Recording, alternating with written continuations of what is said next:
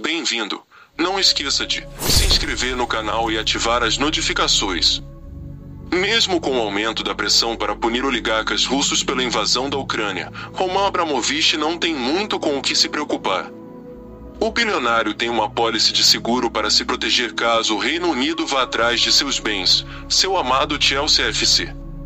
O clube, que Abramovich comprou por cerca de 190 milhões de dólares, 969 milhões de reais, em 2003 e transformou em vencedor da UEFA Champions League de 2021, foi avaliado pela Forbes em 3,2 bilhões de dólares, 16,3 bilhões de reais, no ano passado.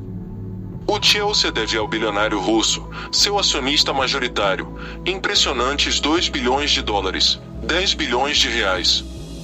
Kiera Maguire, professor de finanças do futebol da Universidade de Liverpool, diz que isso confere a Abramovich bastante influência sobre o Reino Unido, dependendo de quão profundas forem as sanções. O pior cenário para os torcedores do Chelsea se torna cada vez mais provável. Se ele quiser recuperar seu dinheiro, pode cobrar o empréstimo do Chelsea, diz Maguire. Isso significa que o Chelsea iria à falência. A situação mostra como a crise atual pode impactar o mundo dos esportes, especialmente em um momento em que muitos times lutam para cortar os laços com a Rússia. O FC Schalke 04, da Alemanha, anunciou ontem, 24, que removeria o logotipo da gigante russa de energia Gazprom de suas camisas.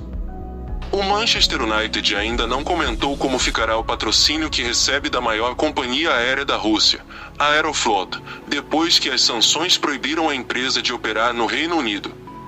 O golpe mais duro, até o momento, veio da UEFA. A entidade decidiu cancelar a final da Champions League planejada para acontecer em São Petersburgo. A expectativa é que mais eventos internacionais abandonem a Rússia. A Forbes estima a fortuna de Abramovich em 13,3 bilhões de dólares, 67,8 bilhões de reais, sendo boa parte advinda de siderurgia e metais. Seu nome aparece no topo da lista de oligarcas com maior probabilidade de serem alvos da próxima rodada de sanções do Reino Unido sobre ativos e interesses comerciais. O ataque mais significativo ocorreu ontem. 24 Chris Bryan, do Partido Trabalhista, lançou mão de sua imunidade parlamentar e disse à casa que Abramovich não deveria mais ser dono de um clube de futebol neste país, acrescentando que o Reino Unido deveria tentar confiscar alguns de seus ativos, incluindo sua casa de 152 milhões de libras esterlinas, 1,02 bilhão de reais. Um porta-voz de Abramovich não respondeu aos pedidos. Os balanços mais recentes da Fortsettão Limitada, empresa controladora do Chelsea, confirmam um empréstimo de 2 bilhões de dólares por Abramovich. No ano passado, Abramovich emprestou ao Chelsea outros 26 milhões de dólares, 132,6 milhões de reais, mesmo após o clube ter erguido o troféu da Liga dos Campeões em junho de 2021. Maguire descreve os empréstimos como uma espécie de proteção contra qualquer ataque significativo aos ativos de Abramovich. O clube não tem recursos para pagar o empréstimo, diz ele. Se o Chelsea fosse vendido, em última análise, a venda seria feita pelo valor da empresa. Se esse dinheiro vai na forma de capital ou dívida é irrelevante. Mas o clube, potencialmente, pode estar preso a Abramovich porque ele pode exigir o dinheiro de volta. Maguire diz que o bilionário russo poderia facilmente argumentar que seus ativos estão congelados e que ele precisa do dinheiro, e então o clube deixaria de existir. Um potencial comprador do Chelsea precisaria ter bolsos grandes.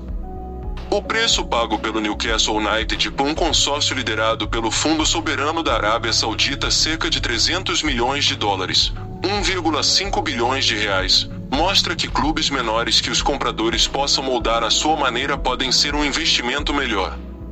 Para Kenneth Courtsen, economista esportivo da University College of Notre Dame, a situação de Abramovich joga luz sobre uma questão maior envolvendo a Premier League ou qualquer organização de futebol europeu de primeira linha: quem deveria ou poderia ser dono dos times. O teste de proprietários e diretores da Premier League, por exemplo, analisa vários critérios, incluindo a ausência de condenações criminais, violações contra um órgão esportivo governamental e viabilidade financeira. Abramovich foi aprovado em todos eles. Mas o aumento dos salários dos jogadores, a pressão de competir e o impacto da Covid-19 são apenas algumas das pressões econômicas que tornaram o futebol mais vulnerável a proprietários questionáveis. As circunstâncias por trás da venda do Newcastle United, e agora do Chelsea, levaram a uma revisão da liga. As consequências da guerra da Rússia na Ucrânia só complicaram as coisas. A Rússia não tem sido uma boa parceira para os esportes internacionais nos últimos anos. Houve vários casos de doping, uso político de atletas e outros incidentes ligados à reputação do país, diz Kurtzin. Porque permitimos que alguns dos ativos esportivos mais importantes do Reino Unido, como o Chelsea, sejam propriedade de pessoas com conexões com, neste caso, a Rússia, considerando tudo o que aconteceu. Claro, o simples fato de ter esse poder não significa que Abramovich causaria o colapso financeiro de um dos clubes mais famosos da Europa apenas para irritar o governo do Reino Unido. No entanto, ele mostrou do que era capaz quando participou na formação da Super League antes de liderar o êxodo contra ela. A opção de destruir seu precioso Chelsea ainda está na mesa. As pessoas têm falado sobre solidariedade e proteger a pirâmide do futebol europeu, diz Kurtzin. Mas, ao mesmo tempo, eles permitiram que os clubes recebessem dinheiro sem realmente avaliar, em um nível aprofundado, o que isso implicaria.